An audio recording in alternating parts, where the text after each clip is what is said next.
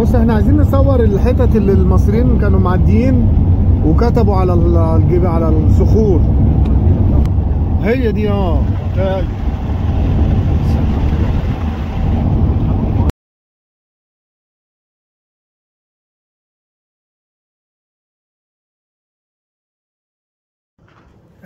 النهارده في طريق قفط القصير، وده طريق قديم كان القدماء المصريين بيستخدموه في عبور الصحراء الشرقية، مرورا يعني بداية من وادي النيل مرورا بجبال البحر الأحمر حتى يصلوا إلى البحر الأحمر نفسه. الطريق ده طبعا استخدم كطريق تجاري وطريق يعني البعثات المصرية القديمة لجلب المنتجات اللي من الدول الأجنبية أو إن هم يصدروا أشياء. طبعا الطريق ده كان بيجتازه المصريين القدماء، فكان في كل مرة بيعدوا منه لازم حد يسيب ذكرى إن هو كان أيام الملك فلان أو كان المعبود فلان أو فمنطقة غنية جدا بالكتابات والنقوش اللي هي بتعبر عن حياة الناس دي أثناء عبور المنطقة. وادي الحمامات ومنطقة الفواخير من المناطق الغنية بالكتابات المصرية القديمة، والأجانب ليهم شغف بالمنطقة دي جدا لأنها بتزخر بمعلومات جميلة قوي، زي كانوا بيعملوا إيه، كانوا بيعيشوا إزاي هنا، إيه الحيوانات اللي استأنسوها، إيه المعبودات اللي كان بتعبد في الوقت دوت. فالمفروض أن يتم يعني عمل أبحاث كثيرة جدا عن وادي الحمامات ومنطقة الفواخير بمنطقة آثار القصير. أهلا بكم. تقع منطقة وادي الحمامات كما أطلق عليها قديما في الطريق الرابط بين مدينة قفط التابعة لمحافظة قنا ومدينة القصير التابعة لمحافظة البحر الأحمر، والذي أطلق عليه قديما طريق قدس الأقداس لمرور ملوك مصر القديمة به خلال رحلاتهم لبلاد بونت، واللي بتمثل الآن قاعدة منطقة المثلث الذهبي. استخرج من تلك المنطقة خريطة بترجع لعام 1318 قبل الميلاد، وبتوجد الآن في متحف تورينو الإيطالي، وهي للملك سيتي الأول.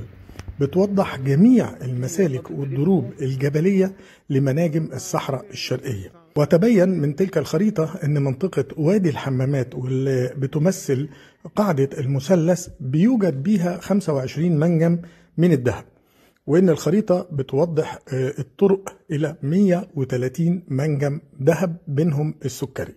طريق وادي الحمامات بيعد أقدم وأول طريق في العالم، وخريطة الملك سيتي الأول هي أقدم وأول خريطة في العالم.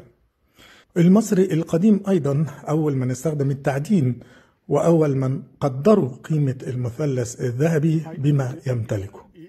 ويقال أن منطقة وادي الحمامات كانت قديما بتسمى وادي الحمام أو الحمامات، نسبة لوجود نقوش كثيرة للحمام على صخور المنطقة، والتي كانت ترمز إلى السلام.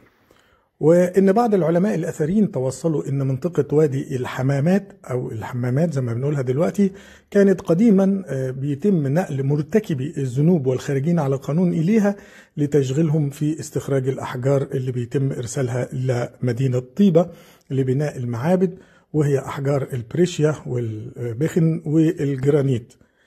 ومنطقة وادي الحمامات بتمتلك 2340 نقش من مختلف عصور مصر القديمة، معظمها بيرجع لسنة 2250 قبل الميلاد.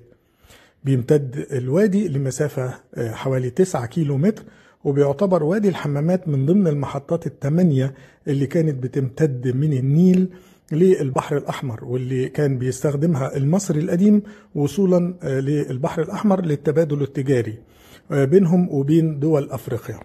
والمحطات الثمانية اللي كان بيمر بيها المصري القديم على طريق قدس الأقداس الرابط بين قفط والقصير وصولا للبحر الأحمر هي كابيتوس أو قفط، ووادي معتلة والدو ووادي الحمامات والسيالة والزرقاء والحمراء والقصير القديمة.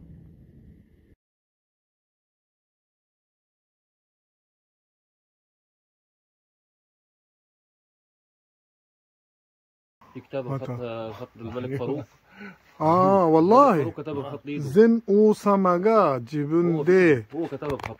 自分の名前を彫ったんですよ。 يارا عملها. 禅王様いつからいつまでと書いてある。 حسن الخولي مهندس طرق برضه هنا اهو معاه برضه. فين؟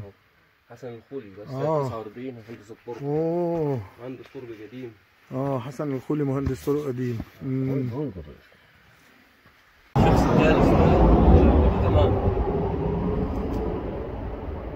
عليه كتابه. فين